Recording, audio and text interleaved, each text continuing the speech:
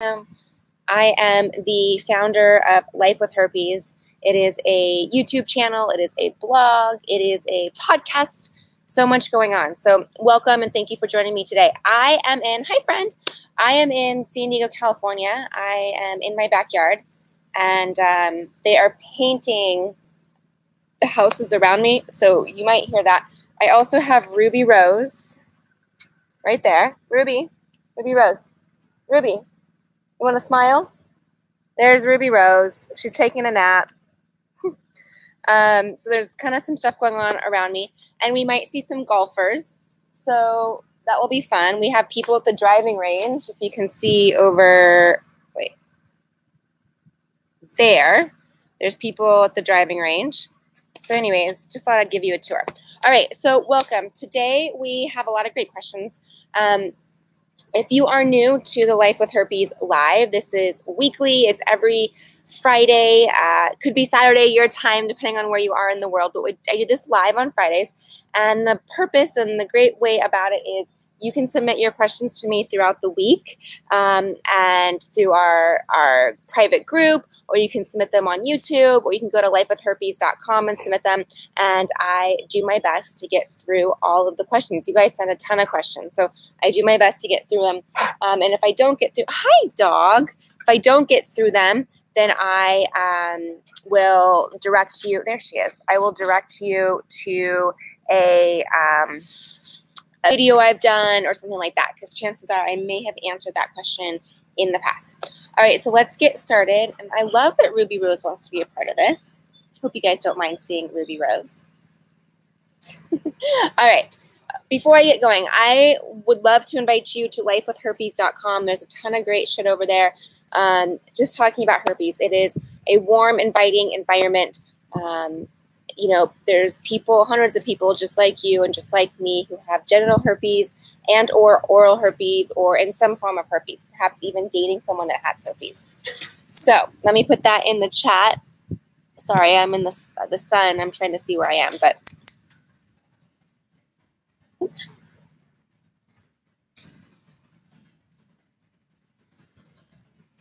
All right. And before we get going, I just want to copy this link and put it in our Slack group. It's our private group where people mix, mingle, and ask questions. It's such a great place. So I really want to invite you guys over. But people who are in Slack may not know we're live. So, all right. I can't spell it. T-U-B-E.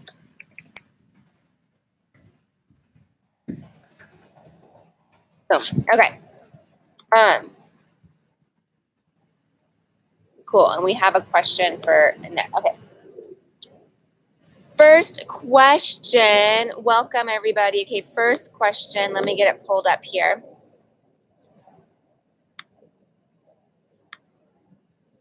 All right.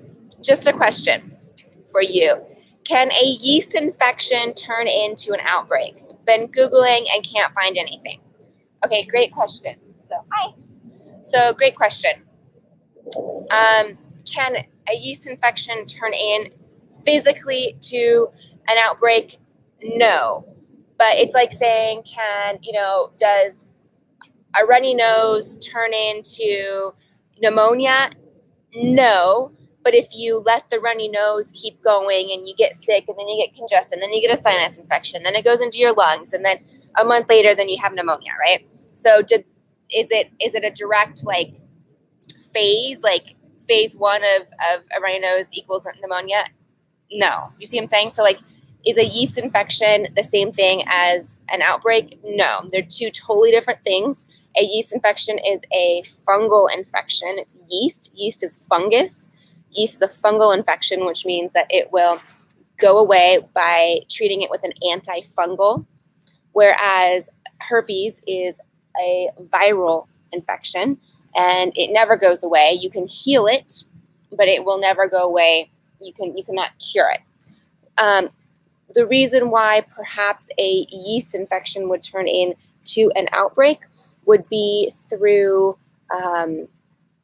not treating it. So your immune system wears down. You know, I don't know about you ladies. I have had plenty. I had a yeast infection for 2 years. 2 years. So I get it. Yeast infections are itchy, uncomfortable, they hurt. It wears down on everything else in your body. Your body's trying to fight one thing. It's trying to fight this yeast infection. So then your immune system wears down. So then it allows other things to pop up in your life, in your body, such as, oh, and Ruby's having a poo. I hope you can't see that.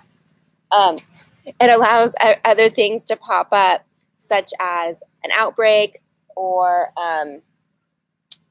anything else, a cold, anything else. So I hope that answers your question, and thank you for asking it. Okay, and feel free, guys that are watching.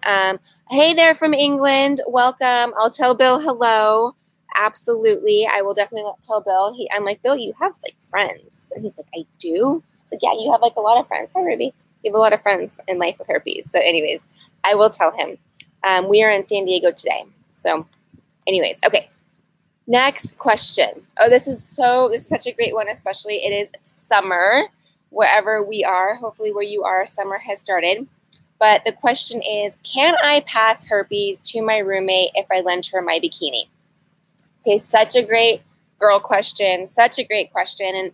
And guys, if you're watching, like, you can not use bikini. It can be, you know, swimsuit, whatever. If you lend whatever it is you want to lend your friend. So here's the thing. Transmission is skin to skin, right? So skin to skin, touch, transmit. Now, I've talked about it in the past. There are times that it is passed through a lipstick, right? I wear a lipstick. I have an outbreak. I lend it to my friend. I go, here, you want to try it? She can then get it because it's such close. The lipstick is moist. It's room temperature. And it would be so, like, here you go. You know, it would be a pretty close time frame. Lending your bikini to a friend will not transmit herpes, okay? Here's what I recommend, though, and this is just me personally. If I have an outbreak, when I have an outbreak, if I had an outbreak and was wearing a bikini, or I'm using a towel or whatever, I am just a little extra cautious about telling Bill, like, hey, don't use my towel. That's just me. Can I transmit it? No, but you know what? I know there's some guck going on in that towel, and I just want to keep it to myself. Same thing with my bikini or underwear or whatever. If I have an outbreak, I would not lend it to somebody, right? I would make sure to wash it and keep it. So if that answers your question, can you lend things? Yes, absolutely. Don't be afraid to, like, hug, kiss, lend, whatever it is. But it's kind of a courteous thing. I don't know about you ladies, but I don't try on like underwear or swimsuits when I'm on my period. I just feel that that's just a time that I don't try it, just out of courtesy to anyone else that might buy the item that I don't buy. I just feel that is, it's just a personal thing. So I would recommend doing the same thing for your bikini or whatever when you have your outbreak. Same thing. I don't try on things when I have an outbreak. I'll try on like tops and stuff. And if the outbreak is covered, I'll try on pants, but I wouldn't try on underwear or a bikini or anything like that. Make sense? And in some places, so like regulations, depending on where you are in the world, some people make you wear like a liner when you try on, I'm getting so off topic, but you know, like when like you try on some suits, they make you like wear a liner. Some states, some countries, other places, they're like, no, just try it on, whatever. And I'm like, really? So just use your best judgment with that. It's just, in my opinion, it's courtesy. It's just courtesy to everybody. Okay. Hi there. Does anyone know if you can still donate blood while having herpes? Great question. So yes, you can totally donate blood. It does not affect you. It's not a blood disease. You know, some of the, it's not transmitted through blood. So some of the reasons why you wouldn't be able to donate blood would be for like hepatitis, AIDS, HIV AIDS, I don't know. Maybe if you have like Lyme disease, anything that would be transmitted through blood would be a reason why you could not pass herpes. For us guys that have herpes, it is not transmitted through blood. So what we're doing, so our blood just has the antibodies. So we have antibodies in our blood for so many things. We have it for every single cold that we've had, because that's a virus. A cold is a virus. So we have antibodies in our body for any type of cold, any type of flu. If we've had the chicken pox, if we've had, I don't know, the mumps, the measles, I don't even know if those things exist anymore. But we have antibodies in our bloodstream. So when we donate blood, those antibodies are there, but it doesn't mean that it's going to infect that person with our chicken pox or with our cold that we had last fall or with our herpes. So that's just kind of what that is. They may ask you, I'm kind of embarrassed to say I've never donated blood. So they may ask you, I'm sure they would ask you questions, but will it prevent you from donating blood? No. Now, I have heard many, many times that there are a lot of college students that go to donate blood because the blood bank shows up on college campuses and kids donate, and they find out through the testing that they have AIDS or they have herpes or they have things. So that I don't, again, I haven't done it. I've just read articles on it that people have found out that they have these things through donating blood. But can you donate blood? Absolutely. So that's a great question. And, there's definitely times when we are in more of a crisis for blood than not. So don't feel, I guess what I'm trying to say is don't feel like you're a leper. Don't feel like you're left out. Don't feel like you can't move forward. Don't feel like you can't do anything because you have herpes. It literally is a silly skin disease. And I want to congratulate you or applaud you for saying, hey, I want to donate blood. So that's awesome. Hi, friends. Welcome. Okay. Caitlin, I've been sleeping with a guy for 3 months and I haven't told him I have herpes. Please help. Okay. So first of all, what I want you to do is relax, breathe. This happens a lot, and I want to, again, give you an applause for coming forward and telling us, recommend, just letting us know that this is something that you're doing, because obviously by bringing this to the surface, it lets us know, you're having a hard time with it, with your conscience, right? You want to tell this person. So I've done a couple episodes the last 2 weeks, and this month of June is actually talking a lot about disclosing to your partner. So this is an awesome time for you to come forward, and I want to applaud you for that. But what I really want you to do and do some thinking and keep going deeper. So I'm going to ask you some questions right now.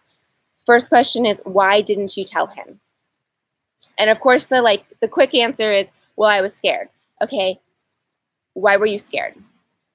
And whatever that answer is well, because I didn't want him to reject me. Okay, great. Why didn't you want him to reject you? Right? So I want you to keep going deeper with it till you get to the root of whatever it is, whatever your reason is for not disclosing to your boyfriend that you have herpes. So I really want you to get to the root. Then what I want you to do is I want you to ask yourself, why do I want to tell him? Because at this point you haven't, right? And it seems to be going okay. So I want you to get super deep with why you want to tell him. Why is it important to you? Is it because you want to you see that this relationship is going somewhere and you don't want to start a relationship on lies or secrets? Is it because you are worried you're going to pass it to him? Okay. Are you worried that if he finds out and you've been dating for this long, then he's going to dump you? Is it what is the reason that you really want to tell him? And I want you to get crystal clear with that as well. So those two keys are super important for you, because here's what's going to happen is if you disclose or if you decide not to disclose, that's totally up to you. I personally believe, and I'm not trying to put my personal beliefs on you, but I personally believe that the truth always comes out, and it's important to tell the truth. It's important to let somebody know this. That's my personal belief, and I've done a lot of work on that. But it may not be your personal belief. So I want you to, again, dive deep and understand what's important to you. But if you're ready to have these conversations with him or whoever, if you're listening and you're like, I didn't have this question, but oh my gosh, I'm in the same boat. Why do you want to tell, and what are you going to do? Because if the conversation does not go the way you wanted it to go, if it goes the way like the person's like, oh my gosh, I never want to be around you again, or how could you do this to me, or whatever it is, then you know in your heart of hearts why you did it, and you know, oh, there's a hummingbird. And then you know that you did the right thing for you, the right thing for you. So that's really what I want you to look at. And I want you to use these tools in any aspect of your life. If there's anything going on in your life where you're like, gosh, I had to make a tough decision, and I know half the people are going to be happy and half the people are not going to be happy with me, but you have to make that decision for yourself on what you're going to do. So again, I want you to get crystal clear on why you are going to have this hard conversation with your partner. How's everybody doing? Hi friends, welcome. How's everyone doing? It's summer. Are you guys like stoked for it? It's beautiful here in San Diego. I have my long sleeves on because I don't want to get too much sun. I have my hat on, sunglasses on, but yeah, it's summer. Are you guys excited? Okay, Ruby Rose moved. We've had no golfers. I was really hoping we could like totally intimidate them, and I could tell them that they are on YouTube Live and there's people from all over the world watching, and they would totally shank it, but no one's coming by. All right, let me see. I saw some questions come through, so I can't see my mouse because there it is, of the sun. Okay. What if you're at a pool and having an outbreak? Is it okay to go in contamination? Okay, super great question. Yeah, it's totally fine to go in. You can totally go in the water. It's not going to, okay, let me back up. If you have clean water, that's a good. If you have clean water, you're at a pool, they have chlorine or it's a salt water-based pool, it is clean. So yeah, you're totally fine to go in. I wouldn't worry about infection. I wouldn't worry about anything. I wouldn't worry about passing it. I wouldn't worry about it getting in the water and transmitting to someone. No, like have fun, go to the pool, get in the water. Is it going to pass to anybody? No. Is it going to hinder your outbreak from healing? No. It might sting a little bit, just like anything, right? You have an open wound and you touch it to water or you touch it to something different. There might be like an initial but after a while it feels good. Personally, and this may be an old wives' tale, I think the salt water is great for everything.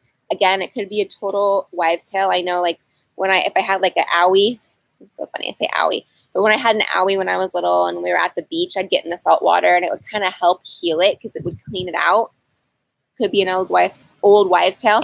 Now, to answer your question, if this is murky water, if this is water that's not clean, if this is, you go into, so I had a friend, so in San Diego, we have this thing called Over the Line, OTL. If you're in San Diego or if you've heard of it, it's like this big, Over the Line is like baseball, but not baseball. It's like configured a little differently. And people come, and it's like this huge tournament. And it's in the San Diego kind of bay. And that water is so, so, so dirty in our bay just because it doesn't get flushed out too often. And I have a friend who had brand new tattoos, and he got in the water with brand new tattoos, which I don't know anything about tattoos. I don't have any, but I'm assuming you're not supposed to do that. And when he went into the water with brand new tattoos, like all the bacteria from the contaminated water kind of ate away at his tattoos. And he got kind of an infection from it. So I probably wouldn't get in that water, but I wouldn't get in that water, period. Like, ew, gross. Like maybe put my toes and I'm good. I wouldn't dunk my body in. But that's just me. Back to your pool question. Get in the pool. Get in the ocean. Go down a water slide. Don't worry about it.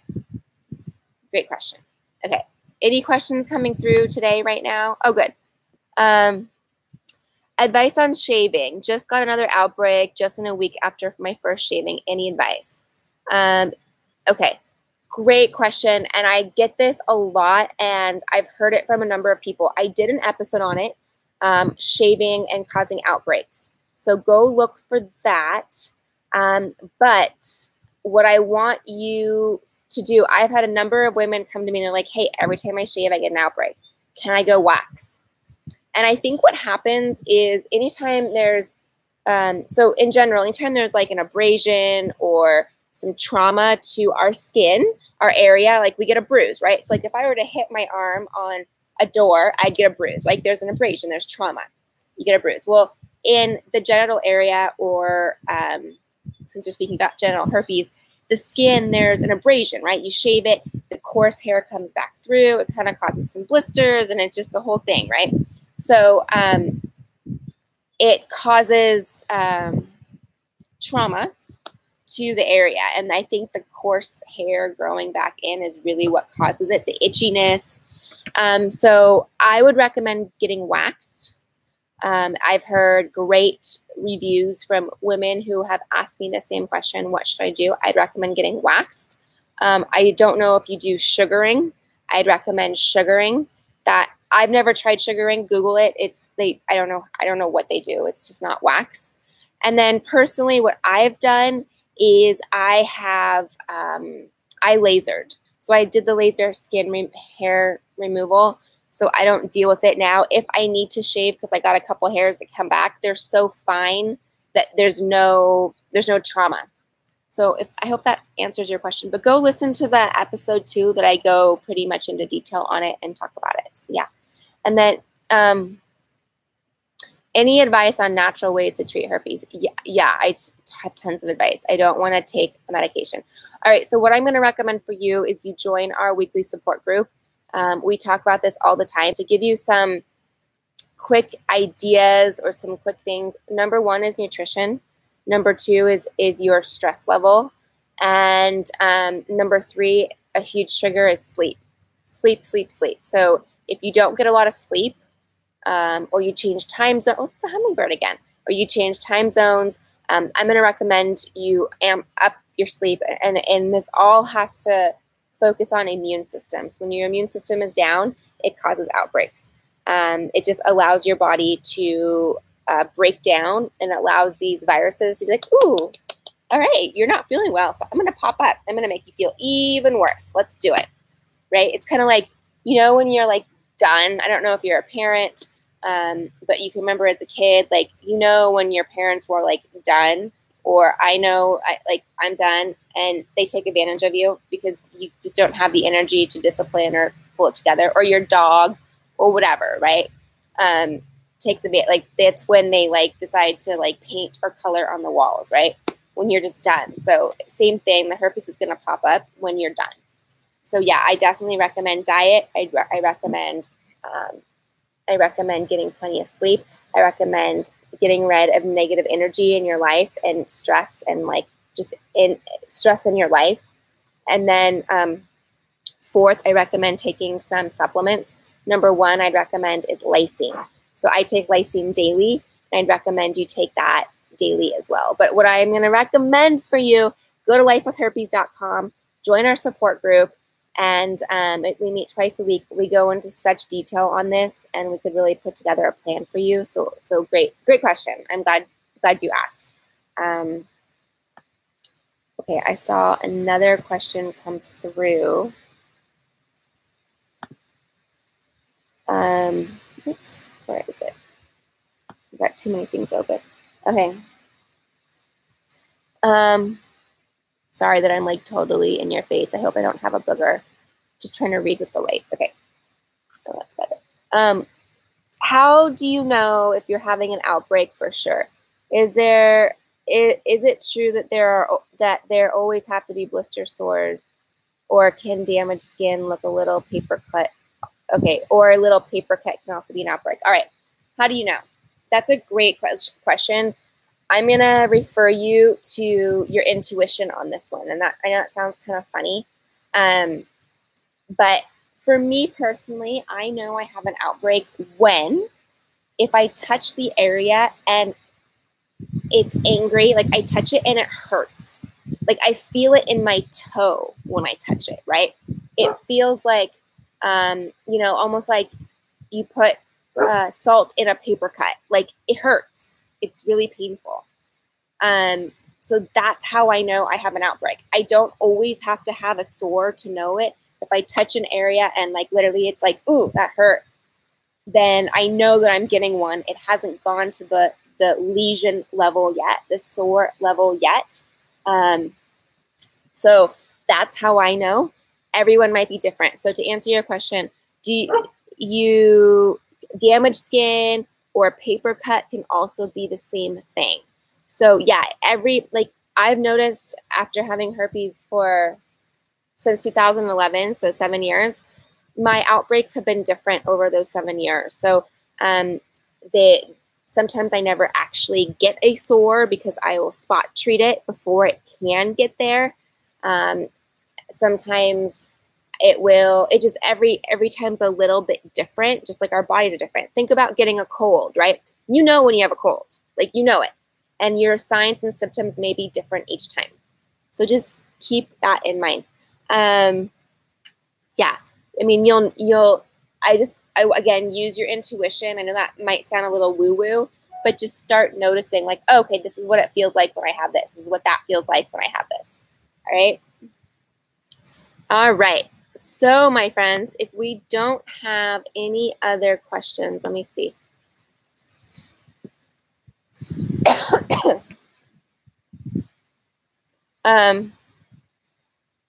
Is the first month iffy? I feel like it's not fully healed and it's been there for 3 weeks. Also, does the scar? I still have a little pink. Sorry, TMI. No TMI. Really quick before I answer, my dog is like super hot, so I'm just gonna let Ruby Rose inside. She's like barking at me. If you can just like enjoy the like intermission for like 2 seconds, I'll be right back. Okay, dog.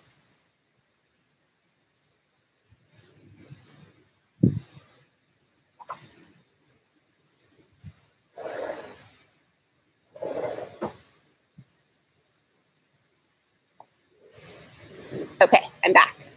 Thanks for the intermission. My dog Ruby Rose is 13, and she was hot, and I worry, you know, like, oh, you're hot. I worry. So thanks for waiting. Okay, so your first outbreak is typically your worst outbreak. It is the most painful, physically, emotionally. You probably feel sick, like you have the flu, like the worst flu ever. You probably have to take off work or relax or do something. It really is a bad one, especially to the outbreak has probably taken over where it dominated. It's like a coup d'etat of your vagina. So it literally took over. So it is going to take time for it to heal. I don't remember how long my first outbreak lasted. It was probably like 2 weeks, really, you know, like miserable. So yeah, it's going to take time. If you are taking the antiviral, it should really speed it up. So if you're taking that, then that should speed it up. If you're not taking it, that's probably why it's taken 3 weeks. But also remember, it's really hard on your body. So when I got herpes the first time orally in 2003, I had to go into the hospital because I was so sick. So just keep all that in mind. It's really, really, really hard on your body. Does it scar? No. It's like the weirdest thing ever. It does not scar. I think it's because, which is amazing that it doesn't scar. I think it's because I have so many ingrown hair scars from waxing and shaving. Like I have scars everywhere, but nothing from a herpes outbreak. So weird. I think it's because of the skin, and I think it's because of the texture of the skin, and just, I don't know. It's like a pretty gnarly lesion, open sore, and for whatever reason, it doesn't scar. I don't know. I've heard of people on their face get pigmentation, you know, from a bad outbreak. They've got pigmentation. I've heard people how it'll travel up their cheek or up to their nose, and they'll get pigmentation, but that's from the sun.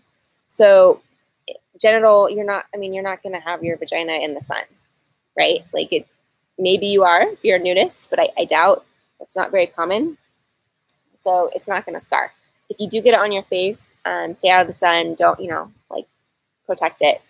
So, How many times do you have the outbreaks now, if you don't mind me asking, since you've had it a few years now? You know, my outbreaks come and go. I will go years without outbreaks. I'll go like 3 years without outbreaks. So so oral herpes, I've had 2 outbreaks. They were 14 years apart. 14 years. Okay. 14 years. My genital herpes, I've gone as long as 3 years without an outbreak, and I've gone as back to back as 1 a month. It really, really depends, and I know it depends on what I'm going through and what I'm going through physically, emotionally. What's my diet like? Am I traveling? Are my hormones off? I don't know about you ladies, but like, for example, when I switched birth controls, it throws your hormones off, but then throws everything else off. So, and a lot of this is hormonal. We get a lot of outbreaks around our period or when we ovulate. Sorry, guys, if you're watching, I did not mean for this to be a total girly episode. I do not want to exclude you gentlemen, but it just seems like us women have a lot more going on right now. I apologize, gentlemen, if you're like, you left me out. I'm not trying to leave you out. So it's 100% controllable. And I have a lot of personal friends that have herpes, and they're like, one in particular, and she's like, my doctor wanted to give me Valtrex or Valacyclovir or whatever. And she told her doctor no. She goes, I don't want it because I want to know when my body is stressed. Like, that it's a Band-Aid to prevent it. So like if I'm putting a Band-Aid on it and then I'm pushing my body, eventually something else is going to happen. So she goes, I like to use it as an opportunity to tell myself that, okay, I need to slow down. Okay, I need to take a nap. Okay, I need to, cut back on the beers or whatever it is. Like myself this week, I was out of town. I went up to Newport Beach, which is like an hour and a half from where I live. So not far, but like I was there for dinner. I was there for an 8th grade graduation and then stayed for dinner to celebrate the graduate, and then didn't get home till like midnight. I didn't go to bed till like midnight. And so I knew with that time travel.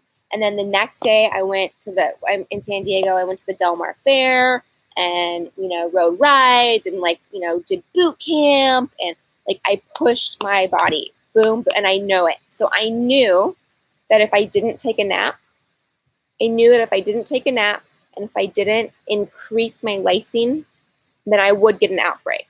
And so because I knew that, I took a nap, I increased my vitamins, and I did not get an outbreak.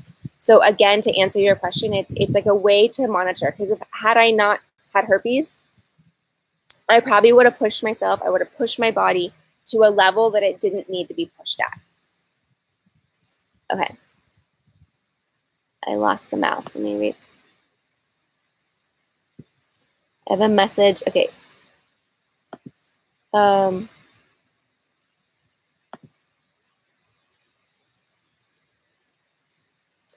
Okay. My boyfriend has genital herpes too. Is sex without a condoms and oral sex? Okay. So that's totally up to you. Totally up to you. I'll read the question again. My boyfriend has genital herpes too. Is sex without a condom and oral sex okay? Totally up to you. So, just because you both have herpes, so I go over this a lot too.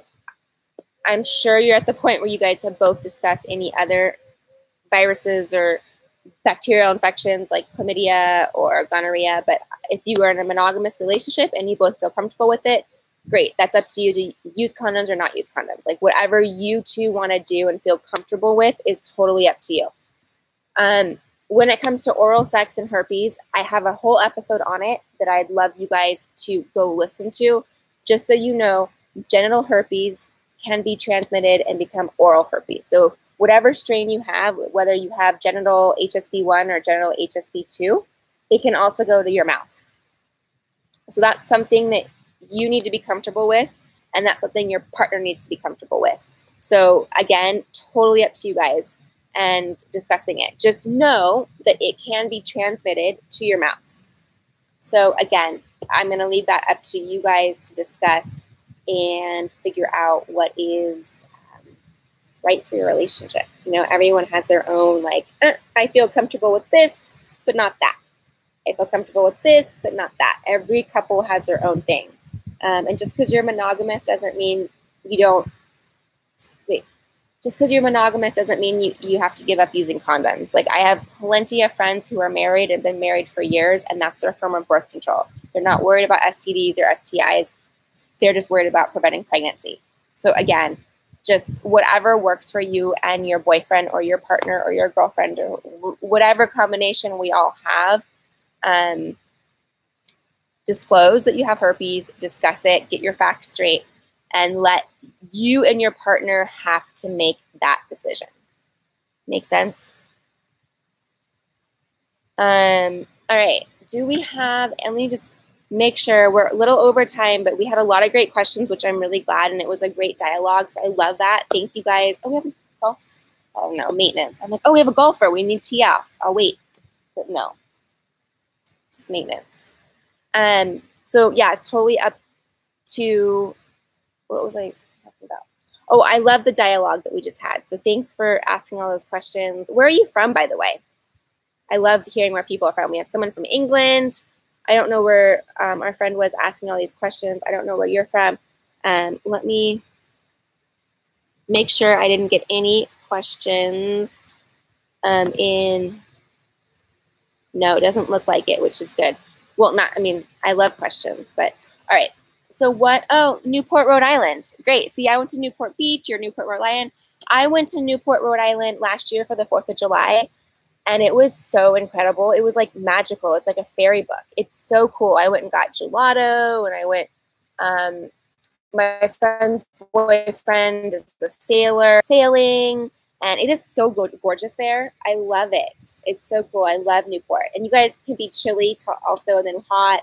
I drank a lot of rosé. I did get an outbreak when I was in Newport, Rhode Island, because, another great question, because A, I traveled from California to the East Coast.